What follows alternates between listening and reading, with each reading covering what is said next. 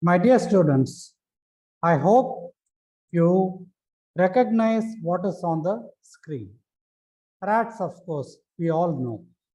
But then these words, chips and game, which mean charts in pathology for students and gross and microscopy explained. These are two terminologies which we shall be having in mind. And I shall be taking a series of classes in the form of charts. Hope you people will be benefiting from it as and when we unravel the mysteries of the charts. Dear students, this is the first chart that we are going to analyze. The diagnosis is written over here, namely meningitis. I find that there is a plethora of pictures staring at me. Quite confusing indeed. We shall try to unravel the mystery within this chart. So, this is the first thing that we will have to concentrate upon, namely the morphology of the brain. Always in pathology, you find that gross and microscopy are very important. Look at this picture over here. I have posted a picture of a normal brain. Why do you say it is normal?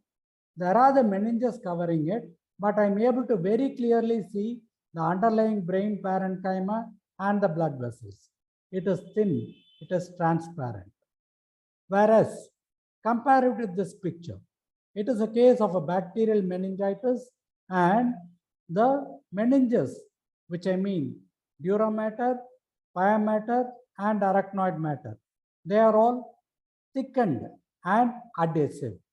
They are not transparent. In fact, I could appreciate the opacity.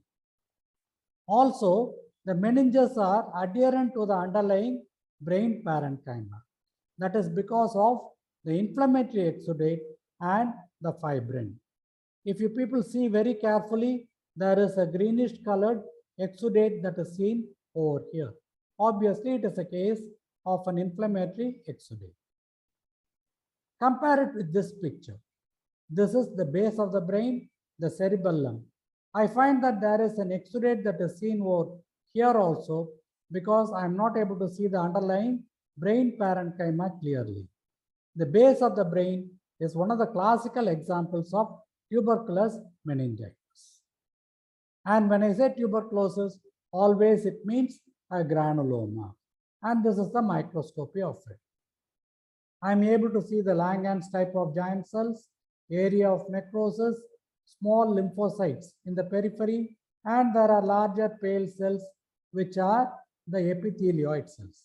So it is a case of a caseating granuloma.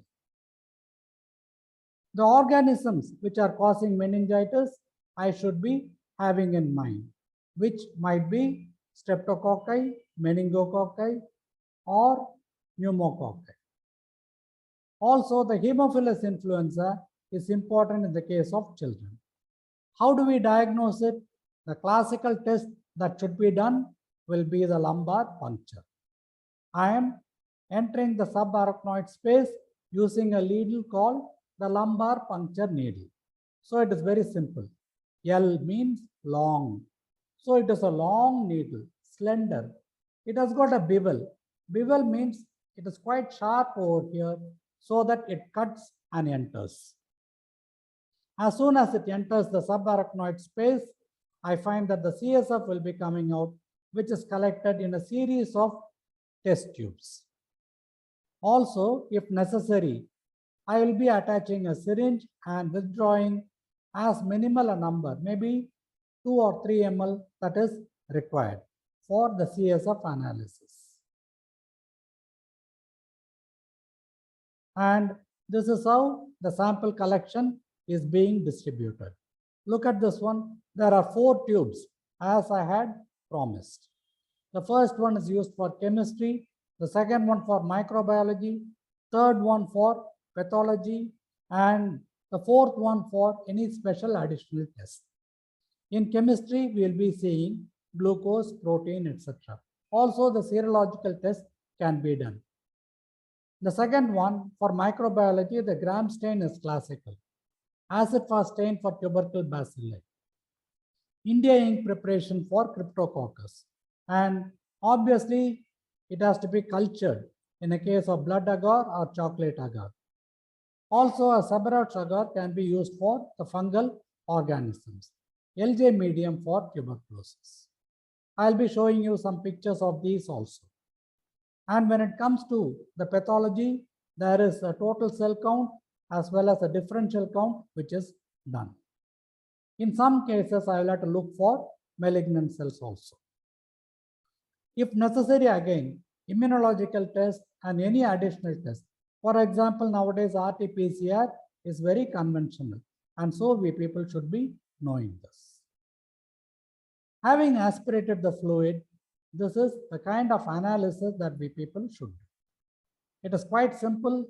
CSF analysis itself can be a question, and we will be having to explain. There is a chart on the pressure, the cell count, the protein, and the glucose. These are the classical parameters to be studied. And here I have got the normal values in bacterial infections, viral infections, fungal or tuberculous. So this is the normal pressure. It has to be in millimeters of water and not mercury. So this is the normal pressure, which is increased in a case of bacterial meningitis, slightly increased or normal in a case of viral meningitis, and again slightly increased in a case of tuberculous meningitis. The cell count is normal over here. Hardly we will be seeing any cells. No neutrophils, only lymphocytes. 0 to 5 per cubic millimeter. And in bacterial meningitis, there will be a marked increase in the neutrophils. Viral meningitis, there will be lymphocytes predominantly. Fungal and tuberculous meningitis, there will be lymphocytes. There may be some plasma cells also. So this is what we people see. The protein, you find normally it is less than 40 milligrams per deciliter, increased in a case of bacterial infection, normal or mildly increased in viral infection, again normal or mildly increased in a case of tuberculous infection. Glucose, 40 to 70, it is decreased because the bacteria consume the glucose. Normal in a case of viral infection, again decreased in a case of tuberculous infection. This particular chart, I would like you people to kindly memorize. Also, as I had mentioned earlier, we had spoken about the collection of the tubule. So these are a series of tubes used for collecting the cerebrospinal fluid. And look at the appearance in it.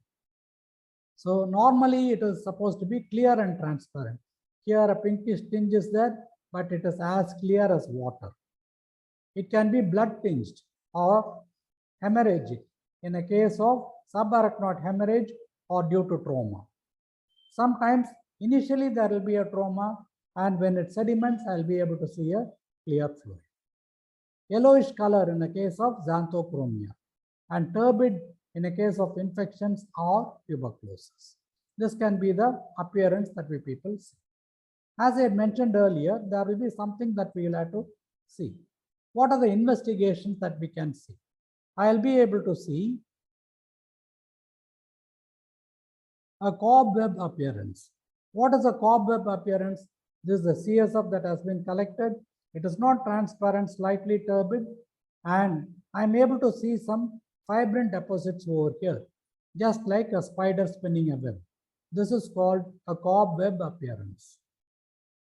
The Lowenstein-Jensen medium. When I said tuberculosis, this is the medium that is used for culture of the tubercle bacilli. Gram staining, a chocolate agar, etc. can be used for the culture. A gram stain will have to be done wherein I'll be able to see the cocci in clusters or in cords. This is a streptococci in cords. Also, as I had mentioned earlier, some special stain for cryptococcus can be done. This is an India ink preparation which is showing a clear pericellular halo of the capsule due to a negative stain. India ink preparation. So these are some of the investigations which we shall be mentioning. Having said that, what are the modes of infection in a case of meningitis? The most common route will be the blood spread. The other modes can be iatrogenic. Whenever I do a procedure, there can be an introduction of infection. Even a spinal anesthesia is probable. The next one can be direct trauma, or the sinonasal or the sinopharyngeal routes can be the modes of infection. Look at this picture over here. This is a blood vessel, and normally you find that there is a blood-brain barrier. And here I am able to see the bacteria. The bacteria are being engulfed by the neutrophils. Having engulfed, they are like Trojan horses which can carry the enemy into the area where they are prohibited. And the bacteria enter the meninges. There is a meningitis. Now, if there is going to be an inflammation of the brain also, it is called meningoencephalitis.